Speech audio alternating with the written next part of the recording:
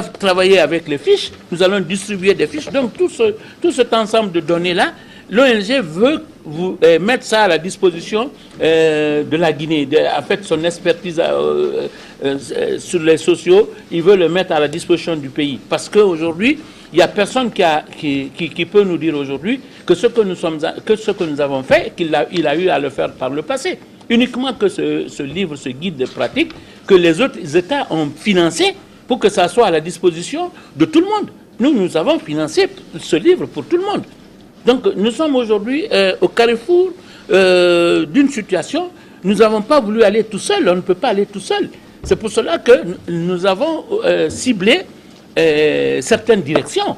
Pour que, je dis direction, c'est-à-dire nous avons ciblé certains partenaires du terrain, qui doit être d'abord l'État. Donc c'est là où nous remercions le ministère de la Coopération, qui a su comprendre très tôt que c'est une affaire de tout le monde et qui est allé nous appuyer. Parce que je peux vous dire que si nous étions seuls, on n'aurait pas atteint ce niveau-là d'information par rapport aux cibles. On ne pouvait pas. Donc c'est pour cela que nous allons maintenant donc vous distribuer, nous allons faire la photocopie, nous allons vous distribuer nos tâches et notre planning de travail pour arriver à un résultat concret. Ça veut dire que nous devons arriver aujourd'hui à commencer à donner des maisons à ceux qui sont prêts. Ceux qui sont prêts, c'est qui? C'est bien sûr les enseignants pour nous. Pourquoi les enseignants? C'est pas parce que les enseignants ils sont plus nombreux ou bien ils sont pas nombreux ou bien ils sont... Non, c'est parce que les enseignants ont su très tôt qu'il fallait trouver avec l'État les moyens de faire leur maison. Ils ont déjà les terrains qu'on leur a attribués depuis 1998. Ils ont des parcelles sur toute la Guinée. Donc voilà, l'échantillon est palpable. Ils sont encore plus que cela, ils sont avec nous et on a fait une étude en fonction des enseignants. Ce n'est pas en fonction de la fonction publique guinéenne, c'est en fonction des enseignants. Nous avons recensé pour eux leur salaire, nous avons recensé pour eux le type de maison, nous avons travaillé avec eux, on leur a même montré les types de plans sur lesquels ils pouvaient, eux, faire des options.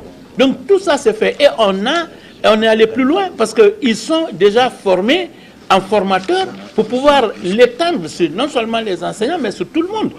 Donc parce que quand je dis tantôt qu'on ne peut pas faire le logement parce qu'on a l'argent, ou bien qu'on ne peut pas faire le logement parce qu'on a les terrains, on ne peut pas faire le logement parce qu'on est ceci ou cela, on ne peut faire le logement que quand une structure est bien mise de A à Z, c'est-à-dire que ça commence d'abord par le promoteur qui est là ou par le client ou la personne qui veut sa maison.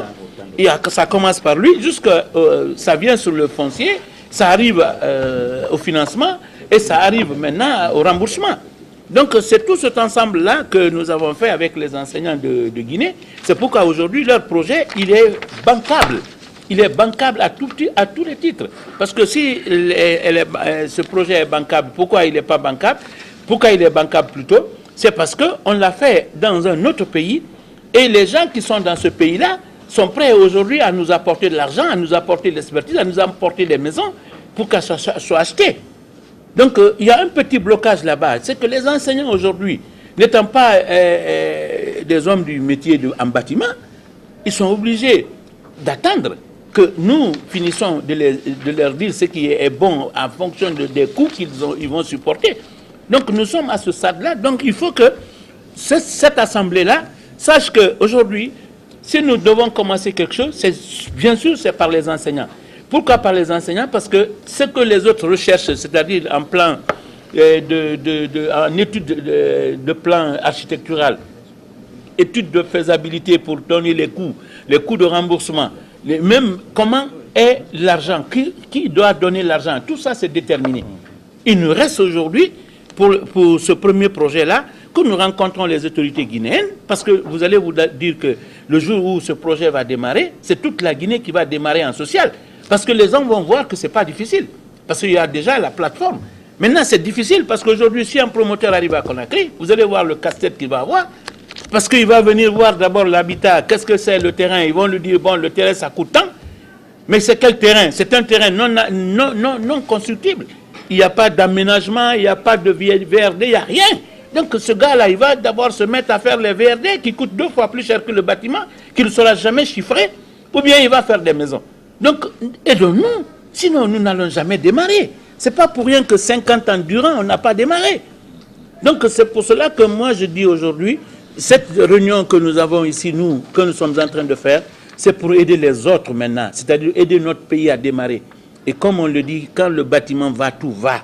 Donc essayons de démarrer, ce n'est plus difficile, parce que déjà, la moitié du chemin, dans ce qu'on appelle, dans les documents qui permettront doucement de mettre ensemble les sociaux, parce que les sociaux sont économiques, hein, parce que c'est le nombre qui compte. Aujourd'hui, si nous organisons bien cette partie-là, dès que l'épargne marche, je peux vous dire que tout marche après.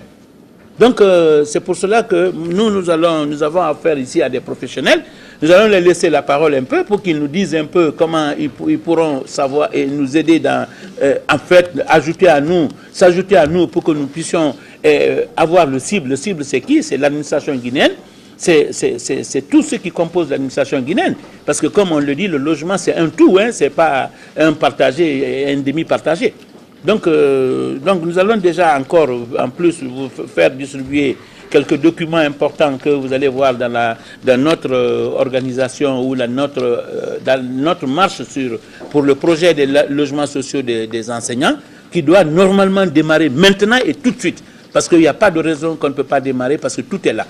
Donc en attendant que les autres aient déjà eux aussi leur point de vue, bon, je vais, en tout cas, c'est le planning que je vous présente et que j'attends que vraiment nous apportons quelque chose de nous tous à ce chantier qui n'appartient pas à DASO, hein, qui appartient à nous tous. Parce que chacun de nous ici a besoin d'une maison, hein, même ceux qui en ont. Merci bien. Merci. Merci, mais oui. Devrait, dans ce cas d'espèce, nous dire commencer par lui dire, écoute femme, tu n'as qu'un seul œil, donne-moi de l'eau. Comment nous voulons la démarche? Et l'actuel n'est pas responsable de tout ce qui est arrivé, il faut le savoir. Donc il ne faut pas tout mettre sur son dos, mais il faut se mettre à côté pour suivre. Lorsque vous voulez prendre un terrain aujourd'hui pour faire du logement, pas de problème à rencontrer les partenaires qui interviennent dans le secteur, dépasser un programme pour qu'ils puissent le prévoir, mais il faut que ce que ADASO a fait, et de faire, il faut que l'on soit précis.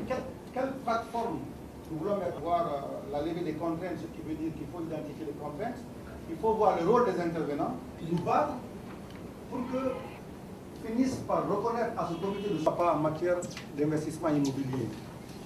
Qu'est-ce que je veux dire? Je veux dire que si demain, le président de la République, des institutions au niveau de la primature ou au niveau des ministres rencontrent des gens qui ont envie d'investir dans l'immobilier, qu'ils arrêtent la conversation et disent allez voir le comité de soutien au logement social. C'est-à-dire que je vous appelle aussi à faire ce combat-là pour que la coordination de l'aide et que l'on puisse nous-mêmes, ce comité avec ses satellites va pouvoir identifier les secteurs et les lieux où il faut faire de ce qu'il y a à faire et fixer les responsabilités. Parce que pour des gens qui veulent venir aujourd'hui investir en Guinée, je connais beaucoup de personnes qui se découragent. Non seulement parce que peut-être les gens ne trouvent pas la possibilité de faire le blanchiment qu'ils ont envie de faire, ils ne rencontrent pas les gens qu'il faut tromper suffisamment. Dans un court instant, qui nous permettent de mettre en place une commission chargée par rapport à ce qu'il a demandé, parce que les contraintes qui vont venir, on va les grouper. Chacun d'entre nous, chacun a fait les commentaires ou a posé les questions qu'il voulait poser. Organiser l'action de ADASO. Cet élément peut être un club de réflexion, un cercle, un forum, un cercle. Je ne sais pas comment on va les appeler, oui, mais avec des choses comme ça, et des commissions où on trouvera les termes, les noms qu'il faut. Est-ce que vous voyez? Voilà, et moi, maintenant, pas un autre comité de représentation, c'est ce comité-là. Parce qu'on a désigné les gens en fonction des différentes sensibilités, des différentes structures qui sont plus ou moins concernées par ce problème. Hein? Donc c'est le comité-là, on n'a plus besoin de créer un autre comité, c'est ce comité. Qu'on maintient. Okay.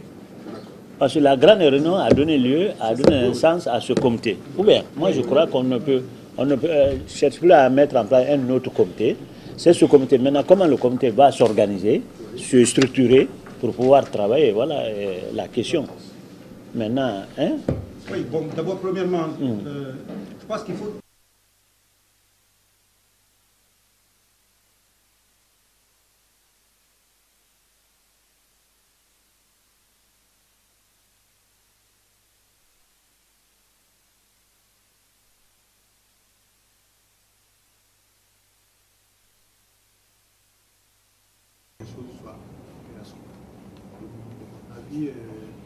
C'est ce que je voudrais apporter. Mais ça, c'est un cadre concertation.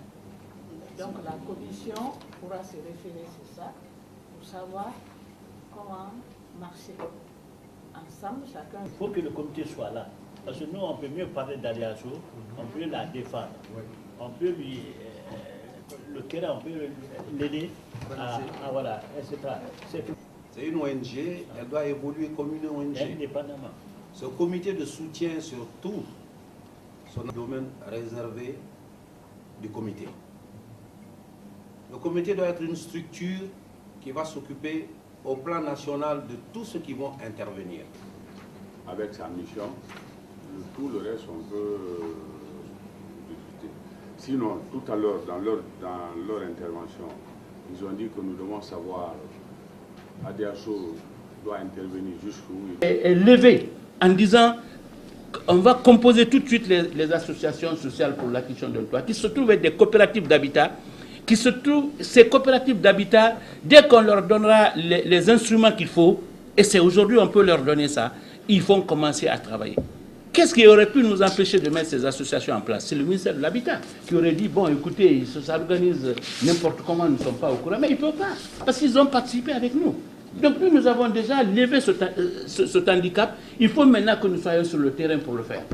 Pourquoi nous avons pensé au ministère de la coopération, ou bien à un ministère comme celui de la coopération? On s'est dit que si nous voulons appeler Li, nous voulons appeler Keta, il va être difficile qu'ils viennent avec nous directement tout de suite et nous allons nous mettre là à parler avec eux, ils ne comprendront pas. Donc si nous mettons un cadre institutionnel bien structuré, comme vous l'avez demandé maintenant de le faire en document, ça va nous aider. Donc aujourd'hui, notre combat, notre réussite serait que nous commençons quelque chose tout de suite. Sinon, je vous assure que ça va être des conférences et des réunions. Pour commencer quelque chose tout de suite, l'ADIASSO n'a pas besoin de beaucoup de choses. Elle a besoin que nous soyons ensemble pour que nous mettons en place... Mais déjà, il y a les gens qui sont prêts. C'est les enseignants qui sont formés et qui veulent qu'on les mette en place et qu'on mette les structures là en place. Nous avons besoin aussi que l'État sache que nous existons. Voilà, c'est le ministère de la Coopération. Mais il y a des documents que vous avez proposés que nous allons mettre en place. Et après, tout ceci maintenant enclenche le logement social. Ce que vous voyez là, c'est ça qui enclenche le logement social. C'est ça qui va amener l'épargne. L'épargne va amener quelque chose de plus fort, c'est-à-dire le crédit immobilier, le crédit sur l'immobilier, que l'État est en train de mettre en place, mais difficilement. Donc, dans quel sens, etc. Non, c'est bon. Ce comité-là, nous sommes... Et si vous pensez que sa création n'est pas pertinente, on est en train d'échanger entre cadres, il ne faut pas qu'on se fatigue. Est-ce que vous voyez? Si vous pensez que c'est pertinent de mettre en place un tel comité, tant mieux, on le maintient, on l'organise au point qu'il puisse bien travailler. Mais si vous pensez que le comité n'est pas pertinent, ce n'est pas indispensable, pour vous appuyer dans vos actions, tout de suite, on met les points là-dessus et ADIASSO continue d'évoluer comme elle évoluait. Hein? Voilà. Les secteurs publics qui sont concernés. Donc, étant donné que ce programme est national, vraiment, on a besoin de l'apport de tout le monde. Et ce comité, vraiment, je pense que ça a sa raison d'être. Vous êtes d'accord? Mais je vais répondre que la Guinée est rentrée dans sa deuxième république. Donc, l'expertise, ça veut dire quoi? Ça veut dire que nous savons depuis longtemps pourquoi le logement social ne démarre pas. On le sait. Et comme on le sait, la procédure que nous appliquons maintenant là, c'est pour justement éviter encore ce nouveau blocage. Parce que vous n'allez pas voir quelqu'un en Guinée aujourd'hui, n'importe laquelle personne ne dira aujourd'hui « je ne suis pas d'accord pour le logement social ». Tout le monde est d'accord. Maintenant, pour être d'accord et pour faire, c'était là où la difficulté se trouvait. Mais sinon, on est tous d'accord. Alors, donc, ADEASO étant une expertise sur le terrain depuis que nous avons commencé, depuis que la Deuxième République est là, nous voulons maintenant éviter tout ce qui peut nous bloquer dans l'avenir. Donc si vous nous écoutez, on va éviter tout ce qui nous bloque. Maintenant, si vous ne nous écoutez pas, ça veut dire que nous allons faire un travail que nous allons refaire demain, après-demain on reprend. Donc pour que nous puissions faire le travail proprement, c'est-à-dire qu'on démarre dans la semaine, dans le mois ou dans l'année, il faut que vous sachiez que aujourd'hui nous avons des problèmes, quelle que soit la volonté du gouvernement, elle ne pourra pas démarrer le logement social. Je ne dis pas autre chose, hein, je parle de logement social. Et que nous avons pris, pour cela, nous avons fait des contacts au niveau de l'habitat pour nous aider dans le foncier. Je vais vous donner la copie de la convention signée entre nous et la SONAPI qui est aujourd'hui gérante du foncier en Guinée. Donc nous n'avons pas attendu pour que nous réunissions ici, qu'on dise à la commission, allez avec nous, avec la SONAPI pour qu'ils nous donnent les papiers. Ce qui va compliquer la chose par contre, si aujourd'hui, au lieu que nous allons vers les gens que nous connaissons bien, le langage, et que nous disons c'est la commission qui va aller à notre place, ça ne va pas marcher. Un. De deux, si nous prenons des titres que on n'a pas le droit de prendre seul, là aussi, il y aura blocage tout de suite. Jalousie ou en tout cas incompétence, les gens vont nous trouver trop prétentieux pour être là-bas. Si nous ne sommes pas allés au niveau des professionnels de l'habitat, qui sont l'habitat, le ministère de l'Habitat, nous savons ce qui existe là-bas. Je peux demander, ma secrétaire générale est témoin et tous les restes là qui sont avec nous depuis longtemps le savent, combien de conférences j'ai tenues avec les ministères de l'Habitat, avec les ingénieurs, les architectes et tous.